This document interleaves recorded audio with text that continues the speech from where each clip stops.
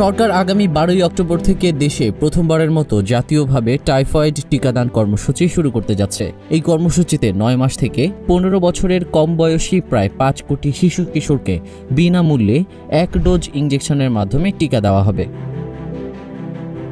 অভিভাবকরা vax.epi.gov.bd ওয়েবসাইটে গিয়ে 17 সংখ্যার জন্ম নিবন্ধন নম্বর দিয়ে নিবন্ধন করতে পারবেন। নিবন্ধনের পর জন্ম নিবন্ধন সনদের মাধ্যমে ভ্যাকসিন কার্ড ডাউনলোড করে রাখতে হবে। নিবন্ধন কার্যক্রম 1 আগস্ট থেকে শুরু হয়েছে। অধ্যাপক ডক্টর মোহাম্মদ সাইদুর রহমান বলেছেন, টাইফয়েড টিকা নিরাপদ এবং WHO অনুমোদিত।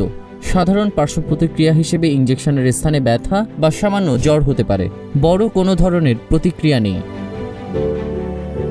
জরুরি তথ্য, জ্বর থাকলে টিকা নেওয়া যাবে না। পুরোপুরি সুস্থ হওয়ার পর টিকা নিতে হবে। আগের কোনো টাইফয়েডের টিকা নেওয়া থাকলে 9 মাস থেকে 15 বছরের সকল শিশুকে এই ক্যাম্পেইনে পুনরায় টিকা নিতে হবে। স্কুল বা কমিউনিটি টিকাদান সেশনে অনুপস্থিত থাকলেও EPI কেন্দ্রে টিকা নেওয়া যাবে। নতুন ক্যাম্পেইনে টিকা নেওয়া পুরনো টিকার পরেও সম্পূর্ণ নিরাপদ। সরকার অভিভাবকদের আহ্বান জানিয়েছে সন্তানদের যথাসময়ে নিবন্ধন করে ক্যাম্পেইনের আওতায় টিকা গ্রহণে সহযোগিতা করতে।